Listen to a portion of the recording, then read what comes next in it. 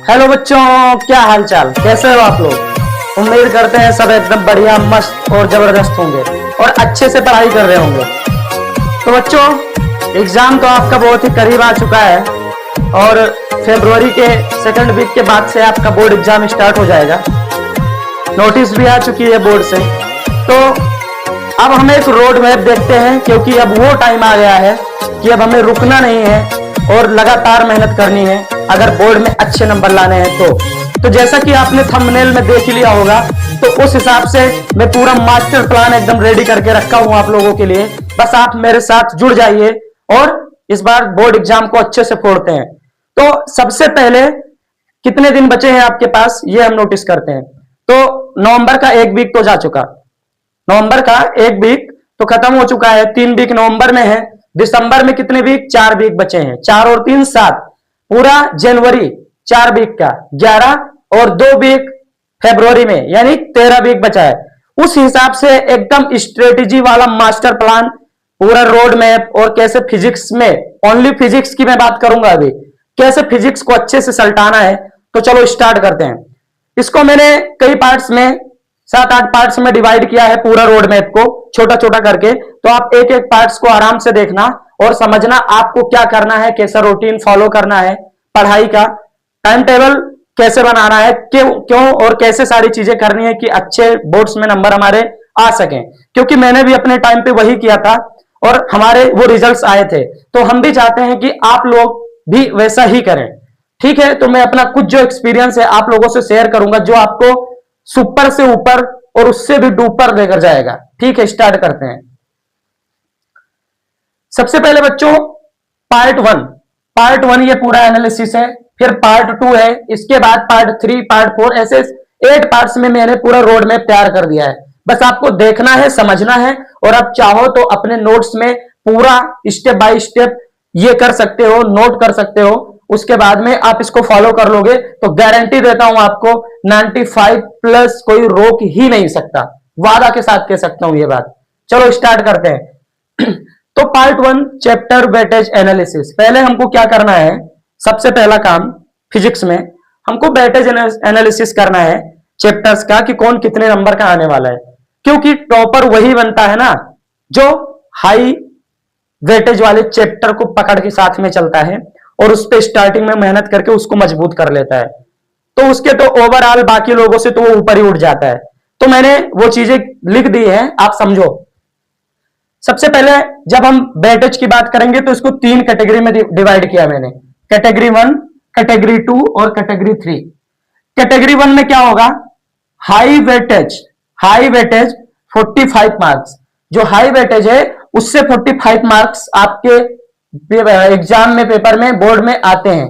45 number का आपका high weightage का रहेगा और मॉडरेट जो बीच में मीडियम लेवल का रहेगा वो 30 नंबर का वहां से आ जाता है, और कंसेप्चुअल से 20 नंबर के एग्जाम में आपके आते हैं। तो हाई वेटेज के चैप्टर कौन कौन से हैं फिजिक्स में, ध्यान से देखना। हिंदी और इंग्लिश दोनों मीडियम के बच्चे इसको देख सकते हैं, भले ही मैंने इंग्लिश में लिखा है। करंट इलेक्ट्रिसिटी यानी क्या, विद्युत धारा चैप्टर फर्स्ट नंबर प्रायोरिटी सबसे पहले। उसके बाद रे ऑप्टिक्स, किरण प्रकाशिकी, ठीक है। तीसरा एसी, अल्टरनेटिव करंट, प्रत्यावर्ती धारा, सेमीकंडक्टर, ठीक है। फिर डुअल नेचर, और उसके बाद में एटम। 1 2 3 4 5 6 ये जेई मेंस के लिए भी और बोर्ड के लिए भी ये पांचों हाई वेटेज रखने वाले चैप्टर हैं, जो कि मैंने एनालिसिस किया है, रिसर्च किया है, बहुत ही मेहनत की है, फिर आप लोगों के लिए मैं इसे लेकर आया हूं। तो ये 5 चैप्टर एकदम आपको अलग अलग पार्ट्स में सारे डिवाइड कर लेने हैं तीनों लेवल में। हाई वेटेज वाले 45 नंबर के, मॉडरेट वाले 30 नंबर के, कॉन्सेप्चुअल वाले 20 नंबर के, ठीक है। मॉडरेट लेवल में आपका आता है ईएमआई, इलेक्ट्रोमैग्नेटिक इंडक्शन, विद्युत चुंबकीय प्रेरण हिंदी में, मैग्नेटिज्म चुंबकत्व, और लास्ट में कम्युनिकेशन, ठीक है ना। ये 3 चैप्टर आपके आते हैं 30 नंबर के, जो कि मीडियम में है। 30 नंबर यहां से, 45 यहां से। लास्ट में कंसेप्चुअल वाला जो चैप्टर है वो आपका इलेक्ट्रोस्टैटिक, न्यूक्लियाई और वेव ऑप्टिक्स।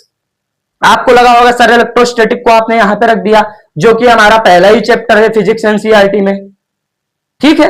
मानते हो ना इस बात को, फर्स्ट बुक का इलेक्ट्रोस्टैटिक, ठीक है ना, और न्यूक्लियाई, और उसके बाद में न्यूक्लियाई में आई फिर ई रहेगा। एक मिनट, मेरे हिसाब से एक बार चेक कर लेना। तो न्यूक्लियाई, न्यूक्लियाई के बाद में क्या है, वेब ऑप्टिक्स, ठीक है ना। तो ये तीन के तीनों चैप्टर आपके, ये तीन के तीनों चैप्टर कंसेप्चुअल है। इसमें ज्यादा बहुत मगजमारी नहीं करनी होती, बस कंसेप्ट को पकड़ना होता है। इसमें तो पता ही है कौन सा लॉ, कूलॉम लॉ, ठीक है ना, F इज इक्वल टू के क्यू अपॉन R1 R2, ठीक है ना, ये वाला मतलब फॉर्मूला रखता है।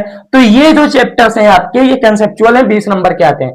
तो हम उम्मीद करते हैं कि आपको ये बातें समझ में आ गई होगी। तो ऐसे आप इसको 3 पार्ट्स में डिवाइड कर लो पढ़ने के लिए। पार्ट 2 आपका आता है चैप्टर स्टडी मेथड, कि हमने चैप्टर 2 डिसाइड कर लिया कि हमको पहले कौन सा चैप्टर पढ़ना है, बाद में कौन सा पढ़ना है। अब हम बात करेंगे कि इनको पढ़ने का मेथड क्या होगा। तो हमने इसको 4 स्टेप में डिवाइड किया है। यही 4 स्टेप बेटा आपको फॉलो करने हैं। पहला स्टेप, रीड कंसेप्ट एनसीईआरटी। पहले क्या करो, कंसेप्ट को रीड करो। कोई भी चैप्टर उठाओ तीनों में से, पहले इसको फिर इसको फिर इसको, ऐसे सीरीज से पढ़ डालो। और हर एक चैप्टर को कैसे पढ़ना है, पहले रीड करो उसके कंसेप्ट को, एनसीईआरटी बुक साथ में रखो। सेकंड स्टेप है make short notes formula plus keyword. उसके बाद में जब पूरी चैप्टर आपने पढ़ डाली, फिर उसका जो कंक्लूजन निकलता है, जो आप मेन पॉइंट निकाल पाते हो, फॉर्मूला हो गया, कोई कीवर्ड्स लिखा है, ऐसा कुछ इंपॉर्टेंट है, तो उसको, उसी चैप्टर को आप चैप्टर नाम ऊपर डालो और नीचे उसका पूरा कंसेप्ट, पूरा शॉर्ट नोट इंपॉर्टेंट इंपॉर्टेंट बना के लिख लो। थर्ड है सॉल्व पीवाईक्यू। आपने कंसेप्ट पढ़ लिया, फॉर्मूला लर्न कर लिया, लिख लिया, अब आप पीवाईक्यू उठाओ, न्यूमेरिकल्स लगाओ। जब तक आप न्यूमेरिकल्स नहीं लगाओगे ना, तब तक आपका, चाहे आप जेई के स्टूडेंट हो चाहे बोर्ड के स्टूडेंट हो, आपका नंबर नहीं उठ सकता कभी। ये बात आप गांठ बांध लो। तो उसके बाद जैसे ही ये दोनों काम हो जाए, आप पीवाईक्यू ले लो। आप जाओगे स्टेशनरी के दुकान पे, बुक कॉपी के दुकान पे जाओगे, तो वहां पीवाईक्यू मांगोगे, प्रीवियस ईयर क्वेश्चन पेपर, पिछले साल के जो बोर्ड में आए थे। तो आपको एक बुक देंगे, उसमें हर साल के अलग अलग होते हैं, वहां से इस चैप्टर के पीवाईक्यू लगा डालो। स्टेप 4, जब न्यूमेरिकल्स लगा लिया, पीवाईक्यू लगा लिया, फिर लास्ट में right diagram plus derivation. Right diagram plus derivation. उस चैप्टर में अगर डायग्राम है तो डायग्राम को बनाओ, और डेरिवेशन है तो वो एक बार प्रैक्टिस कर लो, बस आपका पूरा चैप्टर खत्म।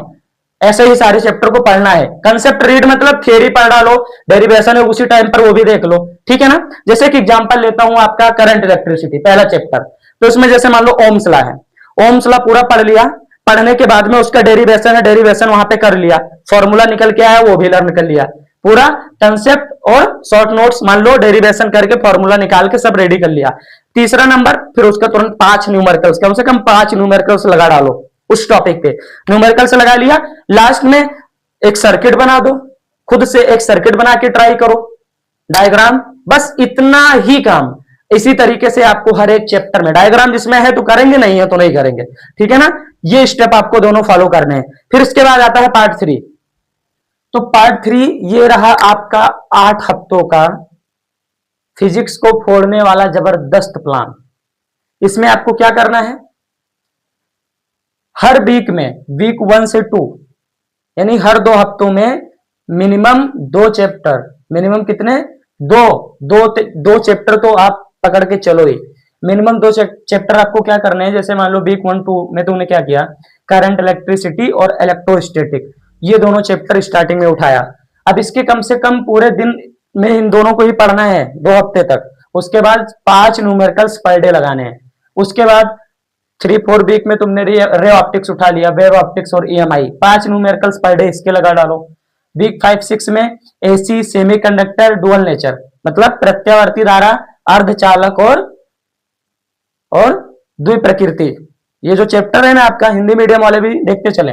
तो ये तीनों चैप्टर आप 5 से 6 वीक में कवर कर लो, और 7 से 8 वीक यानी मैग्नेटिज्म, कम्युनिकेशन और न्यूक्लियाई ये ले लेना है, ठीक है। यहां तक चीजें एकदम क्लियर है। अब जैसे ही आपका पार्ट 3 कंप्लीट हुआ, इसके बाद आप जब ये चीजें कर लोगे ना, तो आपको इतना तो गारंटी के साथ कह सकता हूं कि फिजिक्स से डर बिल्कुल निकल जाएगा। फिजिक्स से डरना बिल्कुल बंद कर दो, क्योंकि जब आप इतना करने लग जाओगे ना, तो फिजिक्स के ऊपर आप डोमिनेंट हो जाओगे, वो आपके ऊपर डोमिनेंट नहीं हो सकते। फिर आता है नेक्स्ट पार्ट, नेक्स्ट पार्ट हमारा पार्ट 4 है, इसमें नोट्स एंड डेली रूटीन। अब क्या करना है, फिजिक्स को हमें अपने डेली रूटीन में लेके आना है। कैसे? आप मॉर्निंग में 20 मिनट फॉर्मूला रिवीजन करो। कितने? 20 मिनट। उसके बाद इवनिंग में 2 न्यूमेरिकल्स लगाओ और 1 डेरिवेशन करो। कैसे करना है? ये जो आप यहां पर किए, ये वाला चैप्टर 1-2 हफ्ते में उठाया, तो ये 2 हफ्तों में पढ़ना तो है खुद से भी, और उसके बाद में मॉर्निंग में इतना काम, इवनिंग में 2 न्यूमेरिकल्स प्लस 1 डेरिवेशन, और नाइट में आपको कम से कम बोर्ड के 5 सवाल लगा के फिर सोने हैं। इतना काम आपको डेली रूटीन में करते चलना है। ठीक है, ये आपका पार्ट 4 है। इसके बाद में आपको गारंटी के साथ मैं कह सकता हूं कि अगर ये 60 दिन बाद आप इसका रिजल्ट देखोगे ना, तो आपको फिजिक्स बिल्कुल खिलवाड़ नजर आएगी और आप बोर्ड में ऐसे फोड़ के चले आओगे। अब हम चलते हैं नेक्स्ट पार्ट पे, लेकिन उससे पहले जान ले बेटा कि टॉपर और एवरेज स्टूडेंट में बस एक ही फर्क होता है, और वो फर्क होता है कि जो टॉपर होता है ना, वो कंसेप्ट को समझता है और फिर आगे बढ़ता है, लेकिन जो एवरेज बच्चा रह जाता है वो ये गलती करके एवरेज में रह जाता है क्योंकि वो रट्टा मारता है। तो तुमको ये गलती बिल्कुल नहीं करनी है।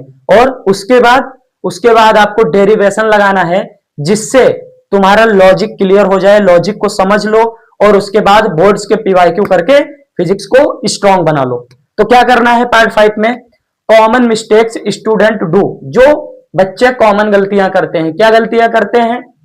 रट्टा मारना। तुमको रट्टा बिल्कुल नहीं मारना है, चीजों को समझना है। अगर थ्योरी है तो थ्योरी को समझ लोगे तो तुरंत याद हो जाएगी। रट्टा मारोगे तो बार बार वही चीज रिपीट करते रहोगे, फिर निकल जाएंगे माइंड से। ठीक है, तो लंबा सिलेबस है, तो रट्टा नहीं मारना है, समझना है, ऑटोमेटिक माइंड में बैठ जाएगा और एग्जाम में याद भी आ जाएगा। उसके बाद डेरिवेशन को स्किप नहीं करना है, न्यूमेरिकल्स इग्नोर नहीं करने हैं। डेरिवेशन है तो प्रैक्टिस करो, एक बार नहीं आएगा, 2 बार नहीं आएगा, उसके बाद जरूर आएगा। न्यूमेरिकल्स को लगाओ, 1 बार नहीं लगा, 2 बार नहीं लगा, 3 बार नहीं लगा, 4 बार नहीं लगा, 5वीं बार अगर निरंतर प्रयास करते रहोगे तो लग जाएगा, और आपके अंदर भी एक अलग सा कॉन्फिडेंस आ जाएगा। उसके बाद आप कई न्यूमेरिकल्स खुद से लगा पाओगे। उसके बाद में तो क्या करना है? रट्टा नहीं मारना है, डेरिवेशन स्किप नहीं करना है, डेरिवेशन है तो करना है, उस पर अच्छे नंबर मिलते हैं। उसके बाद न्यूमेरिकल्स को इग्नोर बिल्कुल नहीं करना है, न्यूमेरिकल्स लगाना है। किसी ईयर में क्या होता है कि जो न्यूमेरिकल्स है ना, वो कम से कम 50 से 60% वेटेज रख लेता है बोर्ड पेपर में। हमारे टाइम पर भी ऐसा ही हुआ था। हमारे बोर्ड पेपर, जब हमारा फिजिक्स का बोर्ड पेपर था, तो उसमें 50% न्यूमेरिकल ही आ गए थे।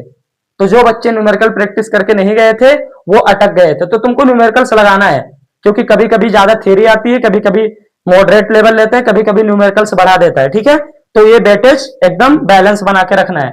और करना क्या है? अंडरस्टैंड करो, चीजों को समझो, प्रैक्टिस करो और पर डे रिवाइज करो। जो पढ़ोगे वो रिवाइज पर डे करना है। उस पेज को जो तुमने पढ़ा वो जरूर से जरूर एक बार सोने से पहले न्यूमेरिकल्स लगा के, पीवाईक्यू लगा के, रिवाइज करके फिर सो। उसके बाद में आते हैं पार्ट 6 पे। किस पे? पार्ट 6 पे आते हैं। इसमें क्या करना है? High weightage chapters revision. पहले तुम, जब लास्ट में तुम्हारे पास 30 दिन बचेंगे, लास्ट 30 डेज बूस्टर प्लान, जब तुम्हारा बोर्ड पेपर 30 दिन बचेगा, तब तुमको क्या करना है? उसके पहले तो सारी चीजें तुमने कर रखी होगी पार्ट 5 तक। पार्ट 6 में तुमको जब 30 दिन बचेगा, तब पार्ट 6 वाले मिशन को स्टार्ट कर देना। इसमें क्या करना है? 1 से 10 दिन तक हाई वेटेज वाले चैप्टर्स का रिवीजन करो, पढ़ो, न्यूमेरिकल्स लगाओ, पीवाईक्यू लगाओ, जो करना है बस इसी का करो। उसके बाद जब 11 से 20 दिन बचेगा, तो 11 से 20 दिन में क्या करना है? 3 फुल पेपर्स टाइमर के साथ पर डे। पर डे क्या करना है? 3 पेपर पर डे लगाने हैं, वो भी टाइमिंग के साथ। स्टॉप वॉच 3 घंटे का लगा के, 3 घंटा 15 मिनट का स्टॉप वॉच लगाओ और पीवाईक्यू उठाओ और पूरा पेपर खुद से सॉल्व करो, ताकि स्पीड भी मेंटेन रहेगी, उसमें हैंड राइटिंग भी सुधरेगी तुम्हारी, और तुम्हारा खुद का प्रैक्टिस चीजें माइंड में आती जाएंगी। तो बोर्ड में जाओगे तो तुमको ऐसा लगेगा कि तुम घर में बैठ के एग्जाम दे रहे हो। तो ये बात बहुत इंपॉर्टेंट है। उसके बाद जब 21 से 25 दिन, इस 5 दिनों में क्या करना है? फिर जो वीक टॉपिक बचे, ये तो क्लियर हो गया। अब जो वीक टॉपिक बचे उनको उठाओ, और जो डायग्राम्स रह गए हैं, बच गए हैं उस चैप्टर की, वो इसमें कवर कर डालो। उसके बाद 26 से 30 दिन, जब ये लास्ट के 3 दिन बचेंगे, अब यहाँ पे तुमको फॉर्मूला सीट रेडी कर लेनी है। ओनली फॉर्मूला, पूरे फिजिक्स में हर चैप्टर में जितने फॉर्मूले हैं, चैप्टर वाइज सबका फॉर्मूला बना के शॉर्ट नोट्स तैयार कर लेना है फॉर्मूला सीट का। उसके बाद डिफिनीशंस जो है मेन वो चीजें याद करने वाली जो 2-4 लाइन की छोटी छोटी होती हैं।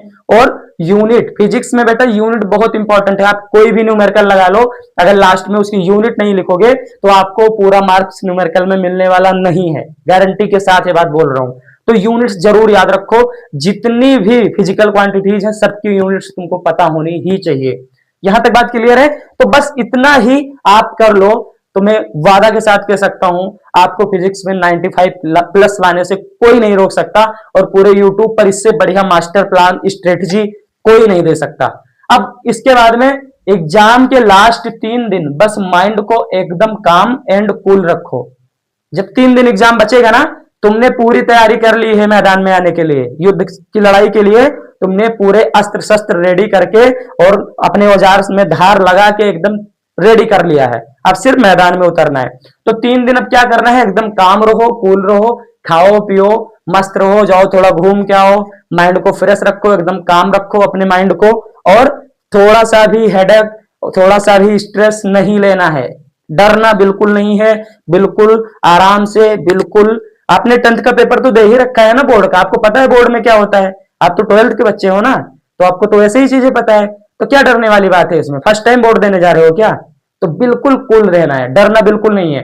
लास्ट पार्ट आपका 7 आता है। इसके बाद फिजिक्स में 95 प्लस कंफर्म। बस प्लीज प्लान को फॉलो कर लो। तो लास्ट में क्या लिखा मैंने? तो अगर प्लान को फॉलो करोगे तो 95 प्लस लाने से कोई नहीं रोक सकता। और अगर तो लिख दिया है मैंने, और अगर प्लान को नहीं फॉलो करोगे तो मैं भी गारंटी नहीं ले पाऊंगा। लेकिन जो चीजें मैंने लिखाई है, जो बच्चा इस पूरे चार्ट को, पूरे टेबल को अपने नोट्स में बना लिया होगा, या जो अभी बनाएगा वीडियो देखने के बाद में और उसी रूटीन पे चलेगा, तो गारंटी के साथ कह सकता हूं फिजिक्स में कोई नहीं रोक सकता तुमको 95 प्लस लाने से, टॉपर बनने से, अपने डिस्ट्रिक्ट में टॉपर बनने से और अपने स्टेट में टॉपर बनने से कोई नहीं रोक सकता। हाँ, फिजिक्स की पूरी बात हो गई। अब ऐसा ही वीडियो मैं केमिस्ट्री का लाने वाला हूं, क्योंकि मैं पूरी फिजिक्स और पूरी केमिस्ट्री ये दोनों मैं खुद पढ़ाऊंगा। सबका मैं आपको पूरे हर एक चैप्टर का 1 शॉट लेक्चर देने वाला हूं। प्लीज आप इस चैनल को सब्सक्राइब कर लो और अपने दोस्तों को भी बता दो कि आ गए हैं यूट्यूब पर एक सर जो हमारी मदद करने वाले हैं लास्ट के इन फेज में। यूट्यूब पे तुमको बहुत सारे टीचर मिल जाएंगे, लेकिन मेरे जैसा गाइडेंस करने वाला तुमको नहीं मिलेगा बेटा। पहले जाओ सब जगह पे ढूंढ के फिर मेरे पास वापस ही आओगे। गारंटी के साथ ये बात तुमको बोल रहा हूं। तुम हर जगह देख लेना, लेकिन ऐसी चीजें तुमको कोई नहीं देगा। इतना रिसर्च, इतनी मेहनत कोई नहीं करेगा। ठीक है, सब शॉर्टकट यूज करते हैं, लेकिन मैं जो तुमको रियलिटी है वही चीज बता रहा हूं। ठीक है ना? तो बस आप इन चीजों को ध्यान से देखो और मुझे सब्सक्राइब करो और अपने दोस्तों को भी बताओ। केमिस्ट्री और फिजिक्स ये दोनों गारंटी मैं लेता हूं। पूरा चैप्टर एग्जाम तक तुम्हारा करवा के, 1 शॉट करवा के, पहले तो स्ट्रेटेजी बता दिया है, केमिस्ट्री का भी बता दूंगा और उसके बाद में 1 शॉट लाना शुरू करूंगा। जितनी भी इंपॉर्टेंट चीजें हैं, न्यूमेरिकल से लेकर कंसेप्ट, थियरी, डेरिवेशन से लेकर सब कुछ करवा दूंगा। और हाँ, अगर ये चीज तुमने कर ली ना तो तुम बोर्ड क्या, जेई मेंस भी फोड़ दोगे, क्योंकि इतना मेहनत जिस बच्चे ने कर ली ना, तो उसके लिए जेई फोड़ना भी बड़ी बात नहीं होगी। इसमें ऑटोमेटिक जेई इंक्लूड हो जाएगा।